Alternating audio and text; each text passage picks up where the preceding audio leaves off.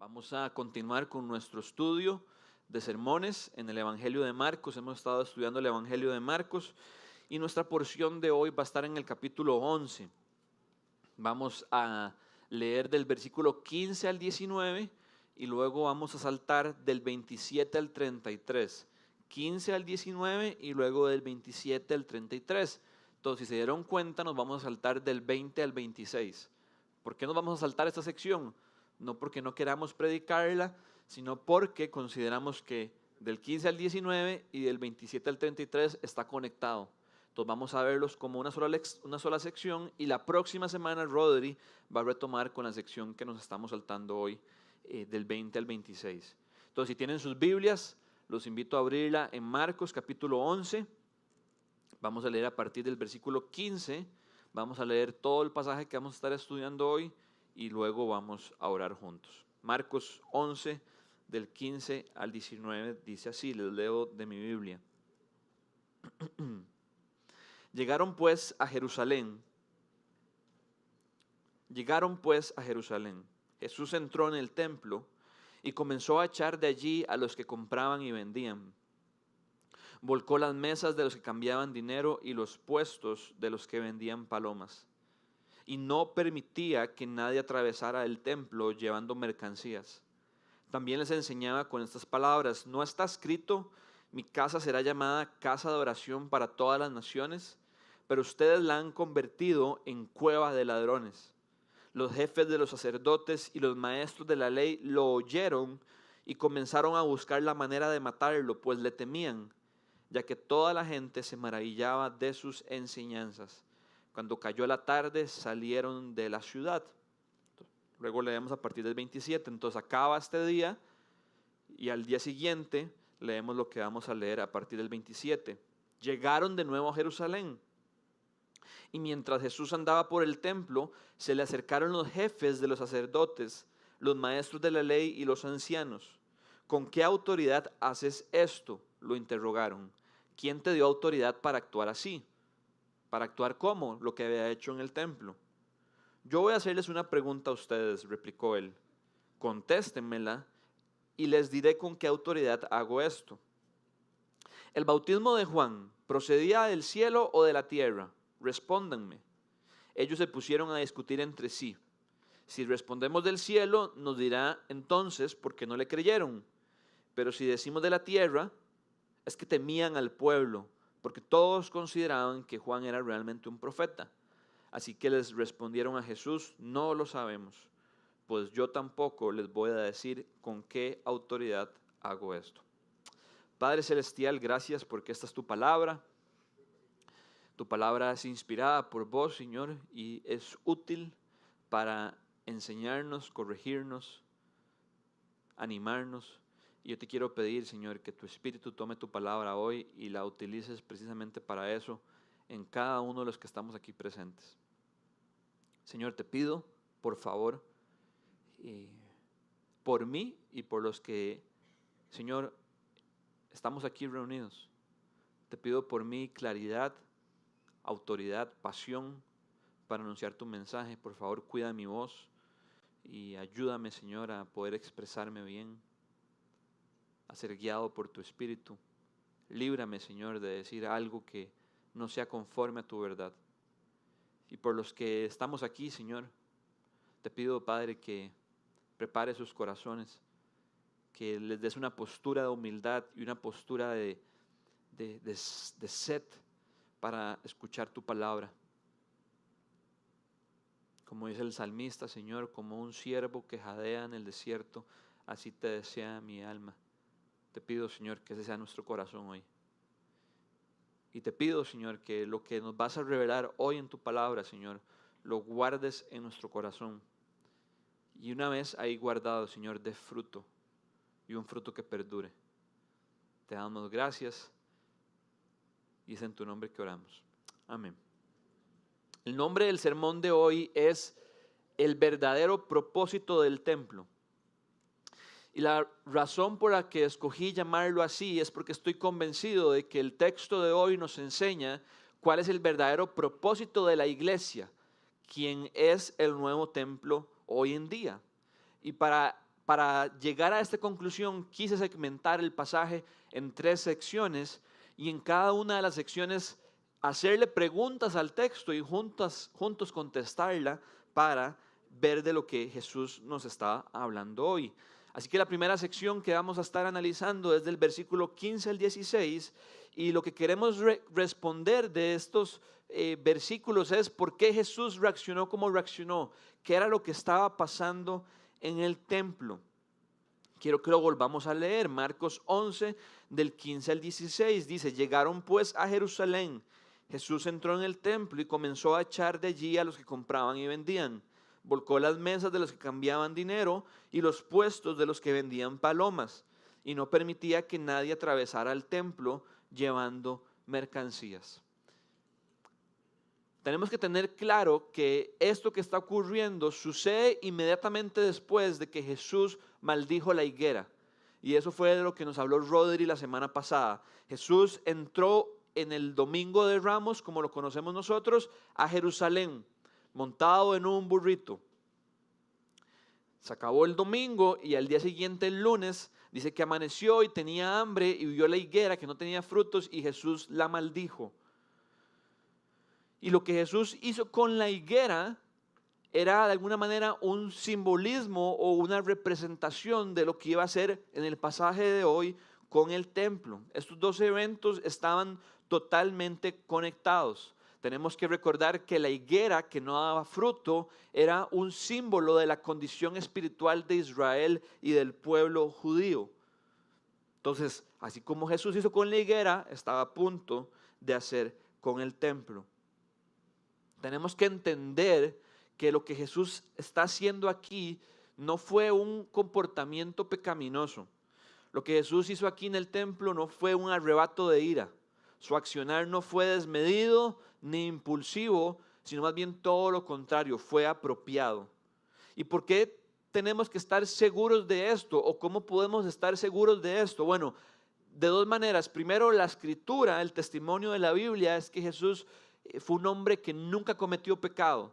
Si Jesús hubiera tenido un arrebato de ira aquí y se hubiera dejado llevar por sus emociones y su enojo no hubiera sido un enojo santo, Jesús hubiera pecado. Y si Jesús hubiera pecado, no podría ser nuestro Salvador. Entonces, definitivamente tenemos que partir de que el enojo que Jesús tuvo aquí y la reacción que él tuvo aquí no es pecaminosa.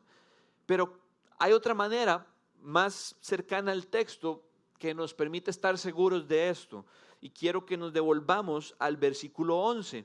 Jesús entró a Jerusalén montado en el burrito y al final de su recorrido dice que llegó al templo. Jesús entró en Jerusalén y fue al templo. ¿Y qué hizo en el templo? Observó lo que estaba ocurriendo. ¿Qué era lo que estaba ocurriendo? Lo que acabamos de leer en el pasaje de hoy. Después de observarlo todo, como ya era tarde, se devolvió a Betania. Betania era como la base de donde Jesús volvía y se reagrupaba y volvía a entrar en Jerusalén en su última semana de vida. Entonces vemos que Jesús ya había estado en el templo, ya había observado todo, pero en ese momento no hizo nada. Simplemente vio y se fue de vuelta. Pero al día siguiente venía decidido a poner orden a la situación, primero con la higuera y después con el templo. No fue impulsivo, no fue un arrebato, fue pensado y fue apropiado. ¿Por qué Jesús reaccionó así? ¿Qué era lo que estaba pasando? Bueno, básicamente era que el templo había perdido su razón de ser. El templo siempre a lo largo de la escritura ha sido un lugar para que las personas pudieran adorar a Dios y para que las personas pudieran experimentar su presencia y para que las personas pudieran invocar su nombre y a través de los sacrificios que se realizaban en el templo ser ritualmente purificados para poder acercarse a Él. El templo era un recordatorio de la gracia de Dios. Dios escogió de entre todas las naciones al pueblo de Israel, lo seleccionó, lo apartó y se encariñó con él y habitaba en medio de ellos. Cuando Dios hizo un pacto con el pueblo de Israel, les hizo 3 promesas. Les dijo: si ustedes siguen mis mandamientos y siguen mis leyes y me son fieles, yo les prometo 3 cosas. Yo voy a ser su Dios, ustedes van a ser mi pueblo y yo voy a morar en medio de ustedes. Y el templo era este lugar donde la presencia de Dios habitaba y residía en medio del pueblo de Israel. Entonces, cuando los judíos veían el templo, lo que ellos pensaban y experimentaban era: aquí está Dios en medio de nosotros. Entonces el templo comunicaba este sentido de que Dios estaba comprometido con ellos, de que Dios habitaba en medio de ellos y de que ha prometido jamás abandonarlos. A lo largo de la escritura, de hecho, encontramos varios, por así decirlo, tipos de templos, varias figuras que apuntaban a la realidad de lo que era un templo. Y tenemos la lista ahí en la pantalla como para que ustedes puedan ir siguiendo la manera en la que este lugar, este lugar donde la presencia de Dios moraba, iba progresando. El primer templo que encontramos podríamos decir que era el Edén, el jardín que Dios creó, donde puso al hombre y a la mujer, y dice que Dios estaba en medio de ellos, y ellos disfrutaban de su presencia, disfrutaban de su comunión. Y eso se estropeó hasta que Adán y Eva pecaron y desobedecieron y se terminaron escondiendo de Dios. Después del jardín vemos cuando Dios levanta el tabernáculo. Tal vez algunos estamos más familiarizados con esto, tal vez otros no, pero básicamente el pueblo de Israel se había multiplicado, se habían trasladado a Egipto y en Egipto fue gravemente esclavizado. Hasta que Dios escuchó su clamor y decidió levantar a Moisés para que Moisés los liberara y los llevara a la tierra que Dios les había prometido. Y durante su peregrinaje de Egipto hacia la tierra de Canaán, Dios estableció un tabernáculo, una tienda de reunión donde la presencia de Dios habitaba. Y ellos podían verlo de una manera muy clara. Mientras iban caminando en el desierto, durante la mañana una nube iba sobre ellos, protegiéndolos del sol, y en la noche una columna de fuego que les recordaba: aquí está Dios en medio de nosotros. Después del tabernáculo vemos al rey Salomón, hijo de David, que le quiso construir un templo a Dios. En realidad fue David quien quiso construírselo, pero Dios le dijo a David: David, no vas a ser vos, sino que va a ser tu hijo. Y Salomón levantó un templo precioso en Jerusalén. Dice que las personas viajaban de otras partes para admirar, eran atraídas por la fama de Dios en medio del pueblo. Ese templo fue destruido cuando Israel fue llevado cautiverio en Babilonia. Luego fue reconstruido de una manera muy humilde, en contraste a lo que era. Y no fue hasta más adelante cuando el rey Herodes terminó de terminar la obra y hacer lo que era el templo en el tiempo de Jesús. Pero realmente cuando Cristo vino, Cristo fue el templo. Cristo era quien mediaba la presencia de Dios. Dice Juan 1:14 que Cristo hizo tabernáculo entre nosotros y que Él nos revelaba y nos reflejaba la gracia y la verdad de Dios. Cristo es la imagen visible del Dios invisible. Y a través de Cristo podían experimentar la presencia de Dios. Su nombre es Emmanuel, Dios con nosotros. Cristo murió y Cristo resucitó. Y cuando ascendió a los cielos junto con su Padre, derramó el Espíritu Santo sobre todos los creyentes, sobre la iglesia. Y dice las cartas de Pablo que ahora los creyentes somos templo del Espíritu Santo y que la iglesia es templo del Espíritu Santo. Y finalmente leemos en Apocalipsis que ya no va a haber necesidad de un templo. En el cielo no va a haber un templo porque Dios mismo va a estar en medio de nosotros. Y vamos a poder experimentar de su presencia cara a cara. Este es un breve recorrido de cómo la figura del templo fue progresando a lo largo de la escritura, pero el fin de este recorrido es simplemente hacernos ver que efectivamente el templo tenía un rol importante en la escritura. Y por eso es que Jesús reaccionó como reaccionó, porque lo tenía en alta estima y era un lugar preciado para Dios.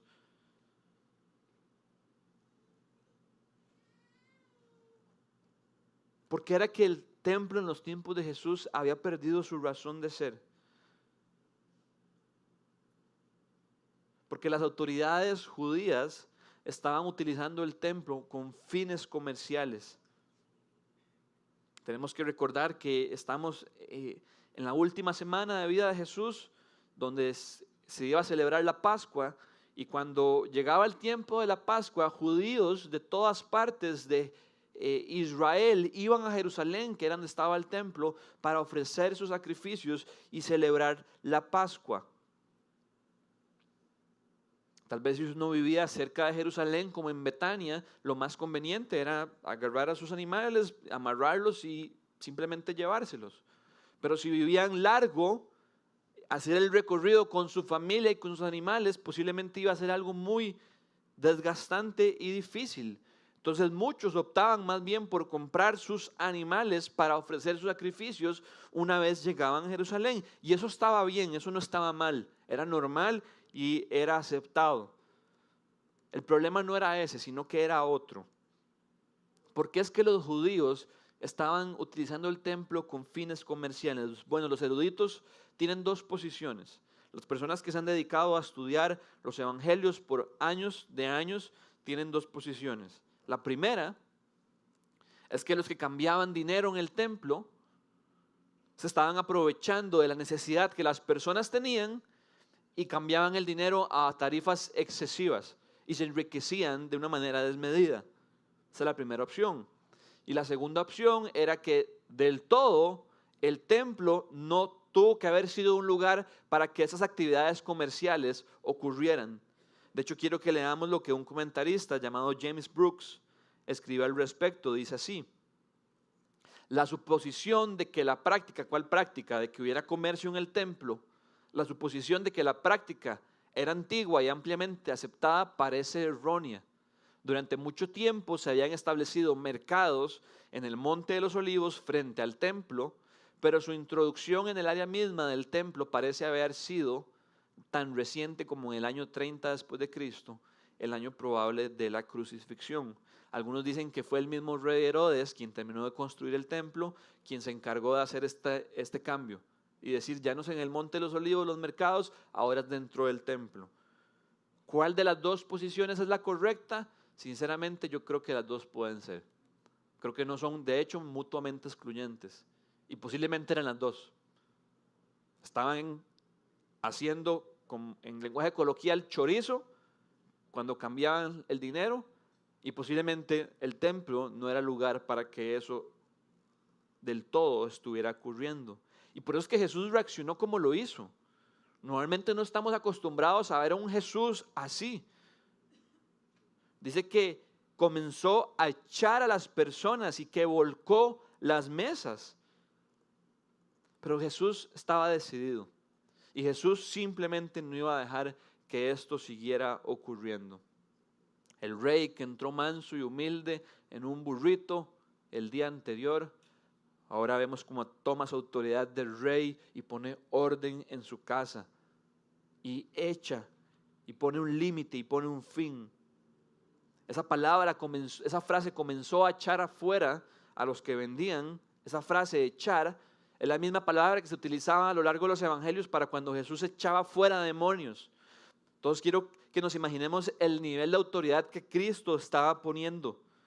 Versículo 16 dice, y no permitía que nadie atravesara el templo llevando mercancías. No sé cómo Jesús lo hizo. Josefo, uno de los grandes historiadores del pueblo de Israel, quizás el más respetado, dice que en Jerusalén, en tiempos de la Pascua, posiblemente se sacrificaban más de 250,000 corderos. Entonces imaginémonos el nivel de mercado que había ahí. La feria del agricultor era poca cosa. Y Jesús dice que no permitió que más mercancía atravesara en el templo. Eran multitudes de personas, eran multitudes de comerciantes y Jesús se plantó firme. No sabemos cómo lo hizo, pero lo importante es que lo hizo.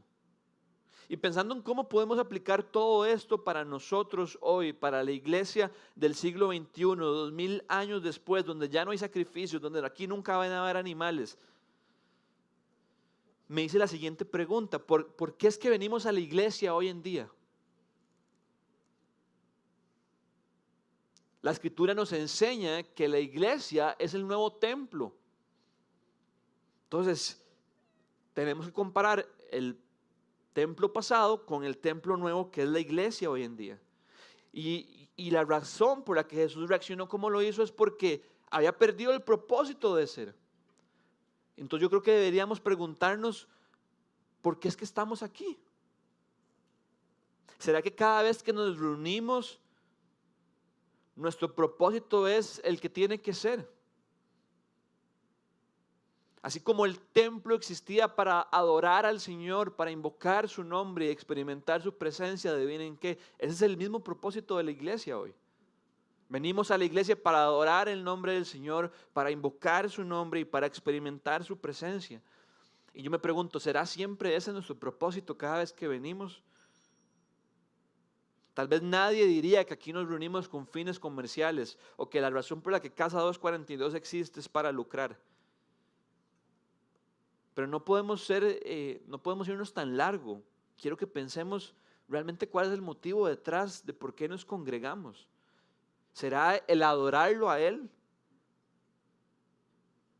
No estoy diciendo que cuando no lo hagamos, Cristo va a venir aquí y va a voltear todo y va a ser un desorden. Sino que creo que este pasaje es un recordatorio de que la iglesia nunca se ha tratado de nosotros y siempre se ha tratado del Señor y de su gloria.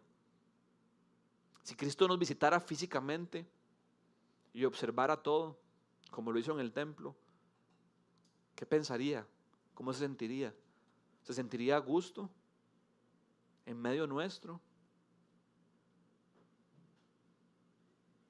El fin de la iglesia siempre ha sido que sea un lugar donde se exalta la majestad de Dios, donde se reconoce su belleza, donde se reconoce su santidad como cantábamos ahora, y Él es levantado. Para eso es que existimos. Muchas veces este tipo de cosas no nos gustan, porque nos hacen pensar como que todo está muy orientado a Dios y como, ¿por qué Dios está tan ensimismado en Él mismo? Y el mundo se ha encargado de hacernos creer y pensar que un Dios así no es un Dios amoroso, porque un Dios amoroso más bien pondría su enfoque y su foco sobre nosotros. Pero la gran verdad es que más bien que Dios sea así significa que Dios nos ama, porque Dios sabe que lo que realmente necesitamos es poner nuestra mirada en Él y ver su gloria. La verdadera satisfacción y la verdadera plenitud que cualquier hombre y mujer puede disfrutar su corazón es cuando contempla la gloria de Dios. Y para eso es que existe la iglesia, para eso es que existe Casa 242. Y yo creo que este texto debería ser una advertencia y recordatorio para que cada vez que venimos y nos congregamos y existimos como iglesia, pedirle al Señor que nos ayude a que nuestras motivaciones no sean egoístas y a que nuestras intenciones no sean distintas a simplemente rendirle gloria y honor a Dios. Para eso es que existimos y para eso es que venimos, para levantar su nombre. Pero entonces, ¿a dónde quedo yo? Podrían preguntar algunos. El secreto está que mientras usted levanta el nombre de Dios y se enfoca en Él y adora al Señor, el Señor se encarga de usted. Entonces ya vimos la primera sección, qué era lo que estaba pasando, por qué Jesús reaccionó como reaccionó. Vamos a seguir con los siguientes 3 versículos, Marcos 11, del 17 al 19, y lo que queremos descubrir aquí es qué fue lo que enseñó Jesús a raíz de esto. Normalmente vemos a Jesús aprovechando cada oportunidad para enseñar algo, y esta no fue la excepción. Quiero que volvamos a leer Marcos 11, del 17 al 19, dice así. También les enseñaba con estas palabras.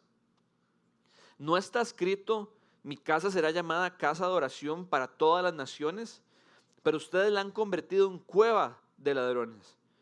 Los jefes de los sacerdotes y los maestros de la ley lo oyeron y comenzaron a buscar la manera de matarlo, pues le temían, ya que toda la gente se maravillaba de sus enseñanzas. Cuando cayó la tarde, salieron de la ciudad.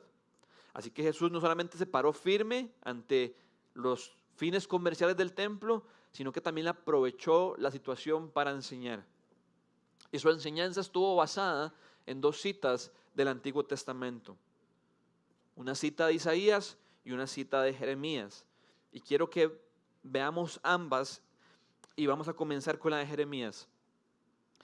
Cuando nos encontramos una cita del Antiguo Testamento en el Nuevo Testamento, La mejor manera de comprender su significado es primero yendo al Antiguo Testamento, leer esa cita ahí, tratar de entender qué era lo que estaba ocurriendo y a partir de ahí luego volver al Nuevo Testamento y pensar cómo los autores del Nuevo Testamento quisieron utilizar eso para comunicar lo que querían comunicar en el momento.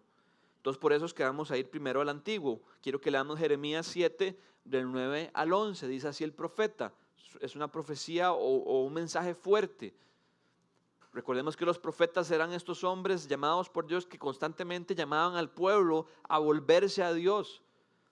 Y dice Jeremías, roban, matan, cometen adulterio, juran en falso, queman incienso a Baal, siguen a otros dioses que jamás conocieron y vienen y se presentan ante mí en esta casa, o sea, el templo que lleva mi nombre y dicen, estamos a salvo, para luego seguir cometiendo todas estas abominaciones. ¿Creen acaso que esta casa que lleva mi nombre es una cueva de ladrones? Pero si yo mismo lo he visto, afirma el Señor. Entonces, ¿qué era lo que estaba pasando en tiempos de Jeremías? Básicamente que el pueblo, en su corazón pecaminoso e idólatra, se estaba desviando del Señor, le estaba dando la espalda al Señor, seguía a otros dioses, cometían actos abominables y según ellos, simplemente por ir al templo, ya todo iba a estar bien. Entonces, fuera del templo, hacían lo que querían y adentro del templo, según ellos, empataban. Y Jeremías les dice, no. Por eso es que el texto dice en el versículo 11, puedes volver a ponerlo. Por eso es que dice, pero si yo he visto todo esto, ¿a qué se refiere el Señor con eso? A que según ellos, podían hacer afuera lo que les diera la gana y luego ir a la iglesia y nada iba a pasar. Como si se pudieran esconder del Señor o como que si el Señor no se diera cuenta de lo que hacían fuera del templo. Y el Señor dice, pero yo lo he visto todo. Y dice Jeremías, ¿creen acaso que esta mi casa es cueva de ladrones? ¿Por qué cueva de ladrones? Esta es mi interpretación. Yo creo que una cueva es un lugar donde uno como que se esconde. Es un lugar oscuro, es un lugar donde tal vez nadie me va a encontrar. De hecho, vemos que era lo que hacía el rey David cuando Saúl lo estaba persiguiendo para matarlo. David se protegía en la cueva. Entonces, yo imagino que ellos decían, hagamos del templo nuestra cueva. Aquí estamos seguros, aquí nadie nos va a encontrar. Mientras estemos aquí vamos a estar protegidos. ¿Y por qué cueva de ladrones? Porque ¿qué hace un ladrón? Robar. ¿Y qué estaban robando ellos? Le estaban robando la gloria que el nombre de Dios merecía. Entonces estaban haciendo del templo una cueva de ladrones. Entonces cuando Jesús dice esto en el pasaje de hoy, en el Nuevo Testamento, lo que le está comunicando a las autoridades judías es, ustedes creen que pueden hacer del templo lo que ustedes quieran y utilizarlo para fines comerciales y que yo no me voy a dar cuenta. Ustedes creen que pueden hacer lo que quieran y que no va a haber consecuencias. Jesús dice, no, no es así. Y paró la fiesta. Luego encontramos la de Isaías. Quiero que vayamos a Isaías 56, del 6 al 8. Isaías 56 es un capítulo donde Isaías viene hablando de cómo la salvación de Dios se iba a extender. Y en el versículo 6 llegamos a este punto, dice así.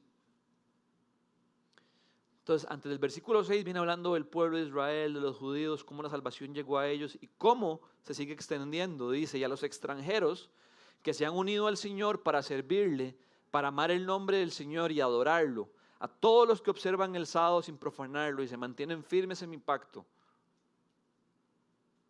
Los llevaré a mi monte santo, los llenaré de alegría en mi casa de oración.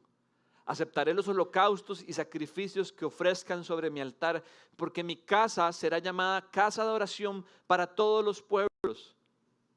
Así dice el Señor omnipotente, el que reúne a los desterrados de Israel. Reuniré a mi pueblo con otros pueblos, además de los que ya he reunido. Lo que el profeta Isaías básicamente está diciendo era que la salvación que Cristo ofrece en realidad siempre ha sido una salvación destinada para todas las naciones. Mientras que las autoridades judías estaban interesadas en ganancias materiales, Cristo les recuerda que Él realmente siempre está interesado en la ganancia espiritual de todos los pueblos. En aquel tiempo el templo estaba como el lugar principal, donde estaba el lugar santísimo, la cortina, luego el lugar santo, donde los sacerdotes entraban y hacían sus sacrificios. Pero fuera de esta parte habían como diferentes áreas, se suelen llamar atrios. Y habían 4 atrios, cada uno destinado para una población en específico. Estaba el atrio para los hombres judíos, estaba el atrio para las mujeres judías, estaba el atrio para los sacerdotes y estaba el atrio para los gentiles, es decir, todo aquel que no era judío. Adivinen a dónde estaba el mercado. En el área de los gentiles. Los judíos no solo no permitían que los gentiles no entraran a otras partes del templo, sino que se aprovecharon de la única parte donde podían estar los gentiles para ponerles un mercado y para lucrar por medio de ellos. Y por eso es que Jesús cita las palabras de Isaías, porque lo estaban entendiendo mal todo. Y Cristo les dice, yo siempre he querido alcanzarlos a ellos más bien. Y ustedes más bien, en vez de facilitarles el camino y abrirles las puertas para que ellos puedan acercarse a Dios, más bien les obstaculizan el lugar poniéndoles un mercado en el medio.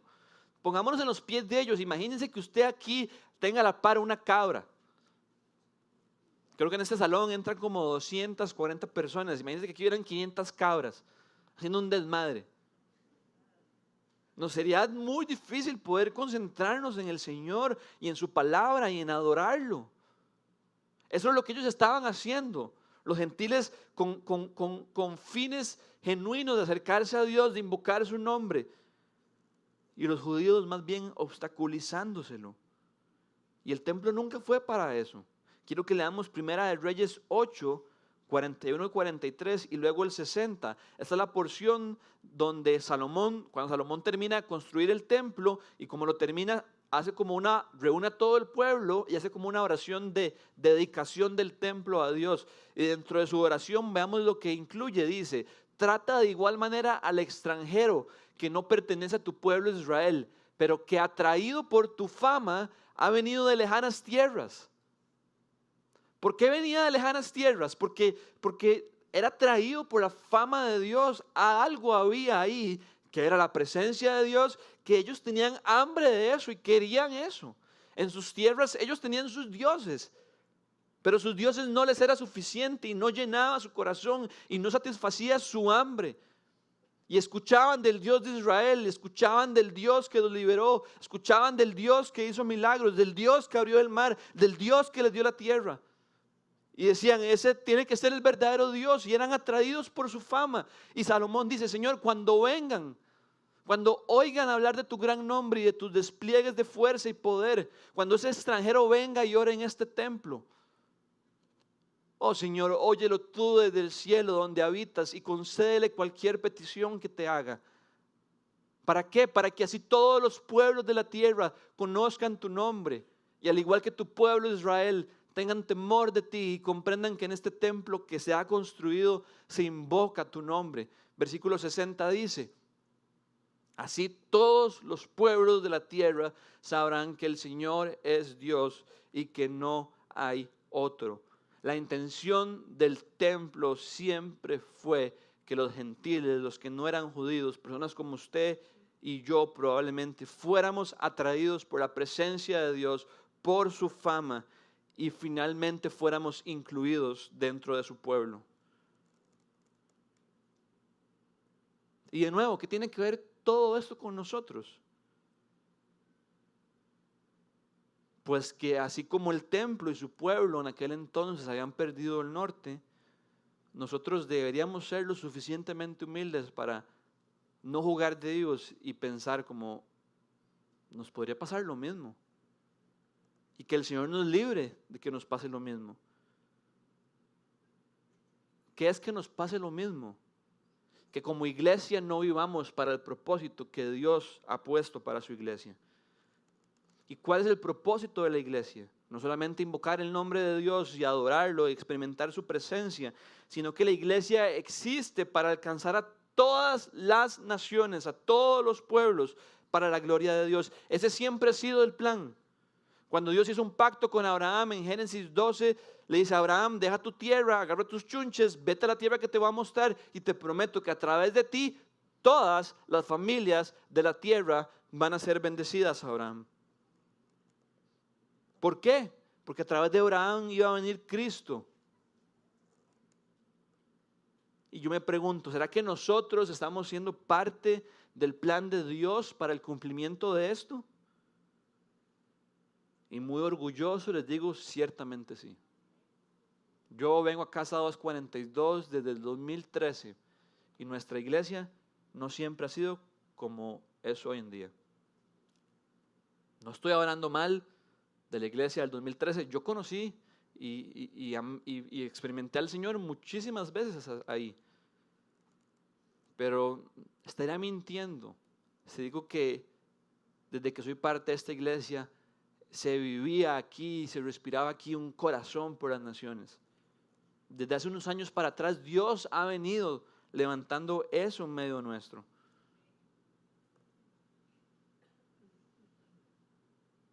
Actualmente tenemos un misionero, unos misioneros se me va a olvidar, pero ténganme paciencia.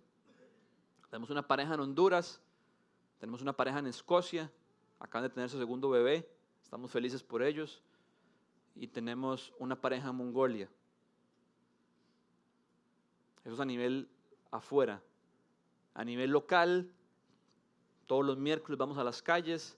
Tenemos un estudio de Biblia aquí en Barrio San Francisco, el barrio que está por Construplaza. Tenemos una pareja en Chiroles de Talamanca. De hecho, por aquí tenemos, ¿dónde está Kimi? ¿Kimi está aquí o está afuera con los bebés? Ahí está Kimi. Kimi es la fundadora de ese ministerio y nos está visitando acá. Ella trabaja junto con JP, su esposa Débora, en Chiroles de Talamanca. Tenemos una pareja en Cañas que quiere plantar una iglesia. Y tenemos una pareja en Nosara, Guanacaste, que está haciendo alianza con otra iglesia local ahí para fortalecer esa área que está creciendo. Dicen que Nosara es una locura la cantidad de extranjeros y cómo hay poca presencia de la iglesia ahí. En la pandemia habíamos recortado nuestro apoyo financiero a algunos misioneros porque no nos alcanzaba y eran misioneros que, si somos sinceros, no fueron enviados por Casa 242, pero que nos habíamos aliado con ellos porque creíamos en su obra y respetábamos lo que estaban haciendo. Y ahora que las vacas están gordas, decidimos volver a apoyarlos porque creemos en la misión de Dios. Entonces ahorita estamos apoyando a una pareja en Emiratos Árabes y estamos apoyando a una pareja en Indonesia. Y adicional a todo esto, hay como 6, 8 personas que están empezando a levantar la mano y a decir, creo que tal vez, siento que tal vez el Señor me está llamando, siento que tal vez el Señor me está incomodando, no sé ni por dónde empezar, pero cuando escucho de las naciones siento algo en mi corazón. Y mi oración es que el Señor siga trayendo esa efervescencia en medio nuestro y que Casa 242 sea un ejemplo para las iglesias de Costa Rica de abrazar a las naciones y de alcanzarlas. Pero esto no significa que no podamos seguir creciendo en esto. Desde el año pasado empecé a dedicar más horas de mi semana para todo lo relacionado con las misiones. Y no me considero un experto, ni me considero que lo tengo todo resuelto, ni me considero la persona más apasionada, pero desde que he estado como simplemente enfocándome un poco más en esto, he podido percibir cómo Dios ensancha mi corazón y lo hace más grande por aquellos que no lo conocen. Y esa es mi oración para todos nosotros. Tenemos que ser intencionales. Esto no va a suceder por arte de magia de la noche a la mañana. Es conforme nos pongamos a exponer a estas realidades que nuestro corazón se va a empezar a ensanchar. Quiero leerles la lista de los 40 países donde más restricción o menos avance hay del evangelio. India, Pakistán, Bangladesh, Japón, Irán, Turquía, Tailandia, Algeria, Sudán, Irak, Afganistán, Marruecos, Yemen, Uzbekistán, Arabia Saudita, Nepal, Níger, Corea del Norte, Mali, Somalia, Camboya, Senegal, Túnez, Guinea, Jordania, Tayikistán, Azerbaiyán, Israel, Kirguistán, Turkmenistán, Libia, Gaza, Mauritania, Omán, Mongolia, Gambia, Djibouti, Bután, Sahara Occidental y Maldivas. De fijo alguien quiere ir a las Maldivas. Alguien se sacrifica. Yo siento que Irene debería ir a las Maldivas. Estás a punta, ¿verdad?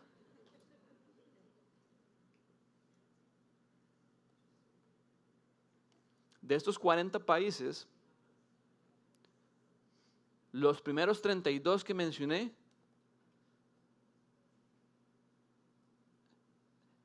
la cantidad de no creyentes es tan grande que es como si todo Costa Rica fuera no creyente. Y hay unos que son como 15 veces Costa Rica. India, que es el primero, una locura. ¿Cada cuánto usted piensa en estos países?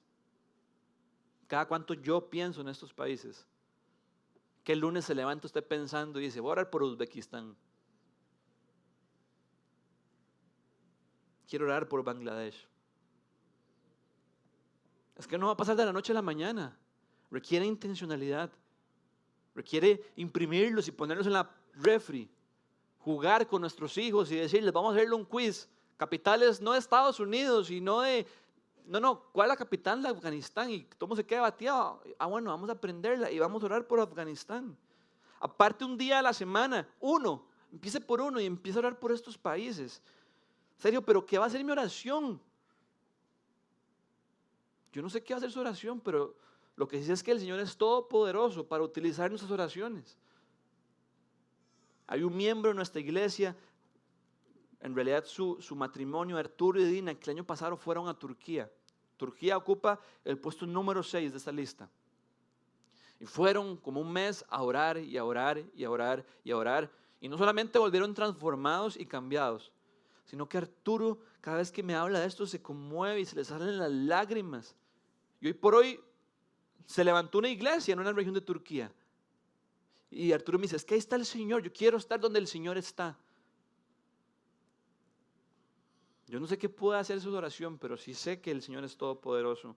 Si alguien quiere como redecorar la casa y poner un cuadro nuevo, cómprese un mapa bonito, invierta en eso, que usted lo vea y le permita ver el enfoque global de Dios, le permita ver más allá de sus 4 paredes y recordarle que el Escazú y Huachipelí y Santana, de donde sea que usted venga, simplemente es una burbuja. Tenemos que permitirle al Señor que agarre un alfiler y nos haga ¡pup! Y nos reviente la burbuja en la que vivimos.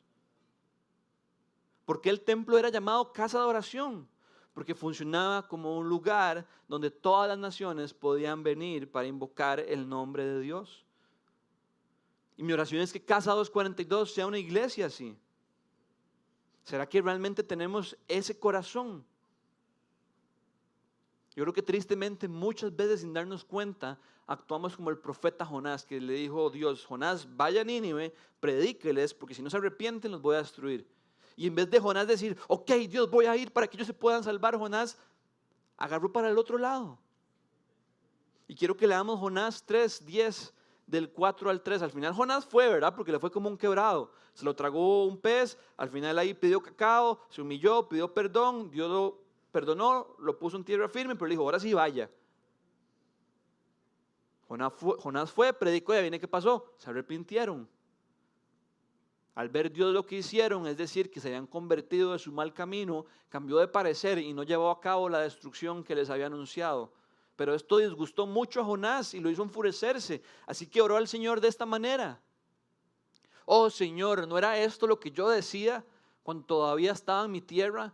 Por eso me anticipé a huir a Tarsis, pues bien sabía que tú eres un Dios bondadoso y compasivo y lento para la ira y lleno de amor, que cambias de parecer y no destruyes. Así que ahora, Señor, te suplico que me quites la vida. Prefiero morir que seguir viviendo. Y no sé cómo Dios no lo mató, sino que lo perdonó. ¿Por qué? Porque dice el texto que es lento para la ira y grande en amor y compasivo. Dice el texto, bien sabía que tú eres así. Y digo, qué fuerte. Jonás sabía bien cómo era su Dios. Efectivamente, ese es el carácter de nuestro Dios. Y ese carácter, en vez de moverlo en compasión y alcanzar a otros, lo hizo huir de otros. No podemos seguirnos enriqueciendo de teología y de sana doctrina y engordarnos, y que eso no nos lleve a abrazar a las naciones por las cuales Cristo está tan desesperado por alcanzar. Mi oración es que Dios nos libre de ser así, que cada vez Dios ponga más en nuestro corazón su peso por las personas que no lo conocen. Ahora cantamos una canción que debería ser un hit en esta iglesia, que Dios es santo, santo, santo, que está por encima de todo dominio, de todo reino, de toda potestad. Y yo solo pensaba en las personas que no pueden cantar eso hoy, porque ni siquiera saben que existe un Dios en el que pueden creer. Ayer una señora me puso, Sergio, y los que están más cerca, ¿qué pasa? Hay mucha necesidad en Jacob y en Paso Ancho. Mis papás viven en San Sebastián, yo me crié en San Sebastián toda la vida, como a 600 metros de lo que se conoce Aguantafilo. Y ayer fui a almorzar con mis papás y yo pasaba por Aguantafilo y yo decía, Señor, levanta líderes, levanta pastores. Necesitamos como iglesia orar y orar y orar para que se levanten más personas que tengan buena doctrina, que tengan un amor por las personas, que puedan ir y alcanzar a esas personas. El éxito de la vida no es tener mi casa pagada, llevar a mis hijos a la escuela privada, que tengan club entre semana. Todo eso se va a acabar, todo eso es pasajero.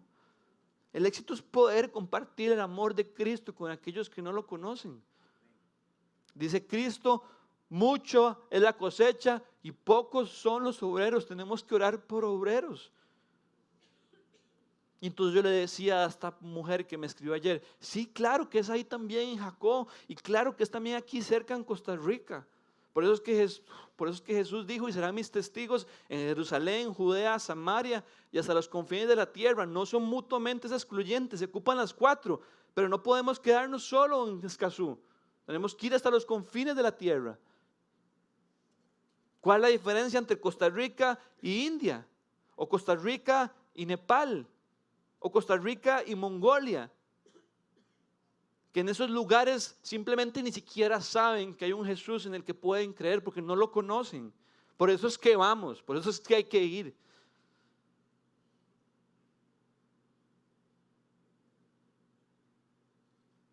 Cuando Cristo murió, el sistema de sacrificio que existía quedó completamente no vigente. ¿Por qué? Porque Cristo murió una vez y para siempre y pagó por todos nuestros pecados. Una evidencia de esto es lo que ocurrió inmediatamente después de que Cristo murió. Quiero que leamos Marcos 15, 37 al 39. Dice así: entonces Jesús, lanzando un fuerte grito, expiró. La cortina del santuario del templo se rasgó en dos. ¿Qué era esta cortina? Esta cortina era la que dividía el lugar santísimo del resto del templo. En el lugar santísimo estaba el arca del pacto, que era donde estaba la presencia de Dios, y solo el sumo sacerdote podía entrar. Entonces la cortina de alguna manera decía, esto es inaccesible para casi todos. Y cuando Cristo murió, eso se rasgó diciendo, yo quiero que esto sea accesible para todos. Versículo 39, y el centurión que estaba frente a Jesús, al oír el grito y ver cómo murió, dijo, verdaderamente este hombre era el Hijo de Dios. Yo no sé si esta declaración fue una muestra de salvación, pero sí estaba correcta. ¿Y ese centurión qué era? ¿Era un judío? No, era un romano.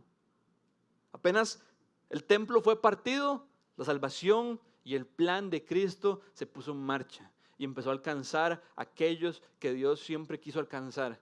Y un soldado romano pudo exclamar, ciertamente este era el Hijo de Dios. Eso es lo que el Señor quiere, que en toda nación las personas puedan ver a Cristo y puedan reconocerlo como su Señor. Tal vez esto no está claro, pero tiene que estar 100% claro. ¿Por qué es que tenemos que ir? Porque es que no hay salvación en otro nombre. Las personas que ponen su fe en el hinduismo, en el budismo, en el islam, no van a estar en el cielo. Jesucristo dijo, yo soy el camino, la verdad y la vida. Y nadie llega al Padre si no es por mí. Nos pueden llamar intolerantes, nos pueden llamar irrespetuosos, nos pueden llamar que no convivimos con otras culturas. Pero bíblicamente eso es amor. Porque tenemos la respuesta y si no la compartimos, estamos siendo egoístas. ¿Y saben cuáles son las buenas noticias? Que ya el Señor no mora en un templo, en una ciudad. Ya no hay que ir a Jerusalén para tener un encuentro con Él. Ahora nosotros somos su templo. Ahora su iglesia es su templo. Y su iglesia se puede movilizar. Ya no son las naciones las que tienen que ir a un solo lugar. Ahora es su iglesia la que tiene que ir a muchos lugares para que otros lo puedan invocar.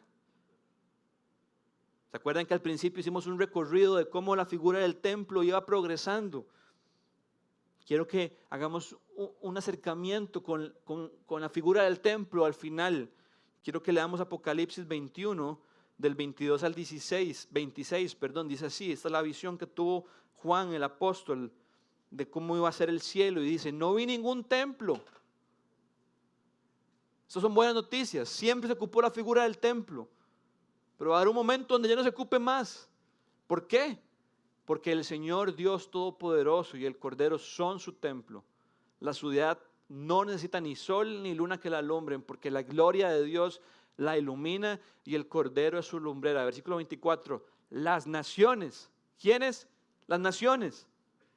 Costa Rica no, Escazú no. Las naciones caminarán a la luz de la ciudad y los reyes de la tierra le entregarán sus espléndidas riquezas. Sus puertas estarán abiertas todo el día, pues allí no habrá noche, y llevarán a ella todas las riquezas y el honor de las naciones. Quise leer Apocalipsis para que podamos ver el fin. Este fin no es un fin, no es una esperanza como de que ojalá Saprissa gane hoy al puerto para quedar de primero. No, es una esperanza firme, segura. Va a pasar, va a suceder, y cuando tenemos estas cosas en nuestro corazón, nos ayudan a ser obedientes y a mantenernos animados en el presente.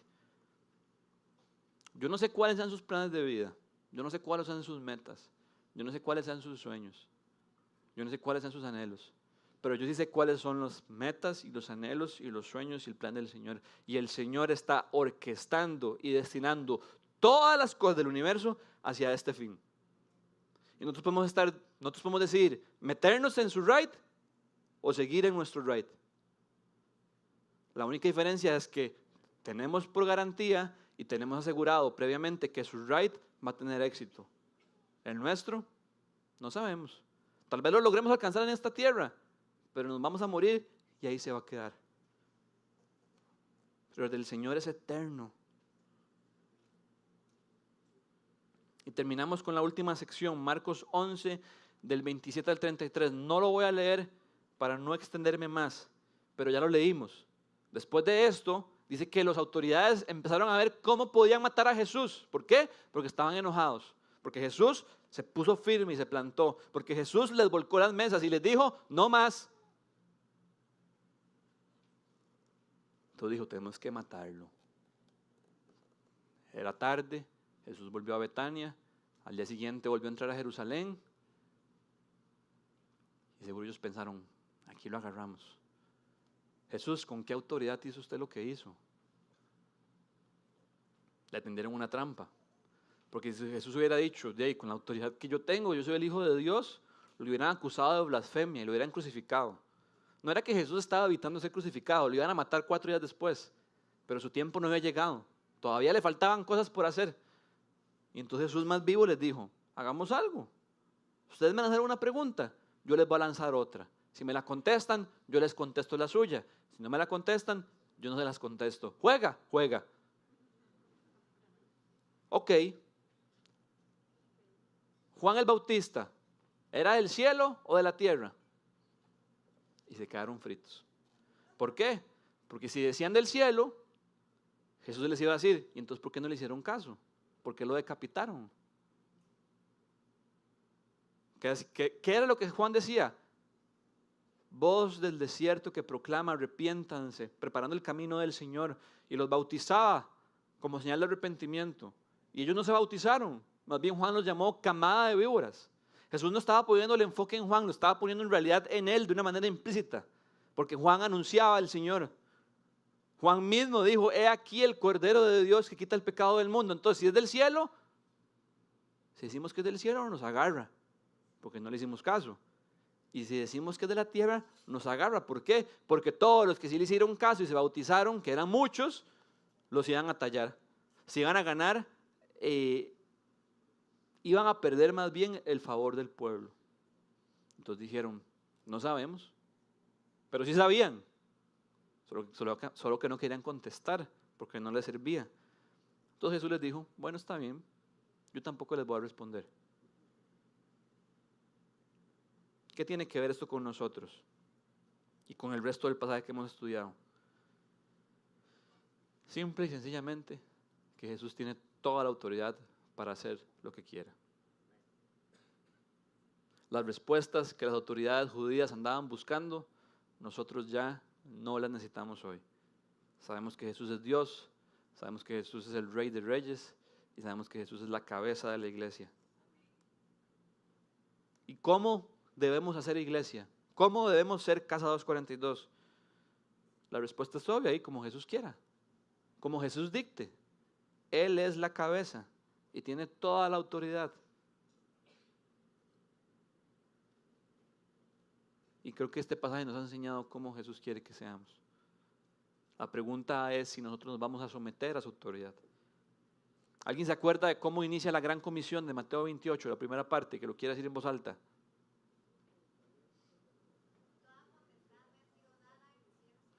Toda potestad me ha sido dada en los cielos y en la tierra. Normalmente cuando pensamos en la gran comisión nos adelantamos y pensamos, vayan y hagan discípulos de todas las naciones, enseñándoles a obedecer todo lo que yo les he enseñado a ustedes, bautizándolos en el nombre del Padre, del Hijo y del Espíritu Santo, y les aseguro que estaré con ustedes hasta el fin del mundo.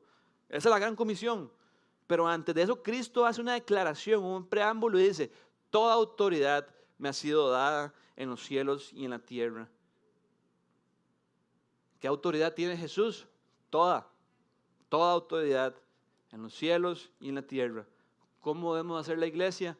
Como Jesús dicte. ¿Cómo debería ser Casa 242? No como yo diga, ni Rodrigo diga, ni Javier diga. Esta iglesia es del Señor. Y cuando entendemos que toda autoridad se le ha sido dada al Señor, vamos y salimos. No quiero que se confundan, yo no estoy diciendo que todos tenemos que ir. Creo que se ha puesto de moda hoy en día decir que todos somos misioneros. No, eso no es cierto.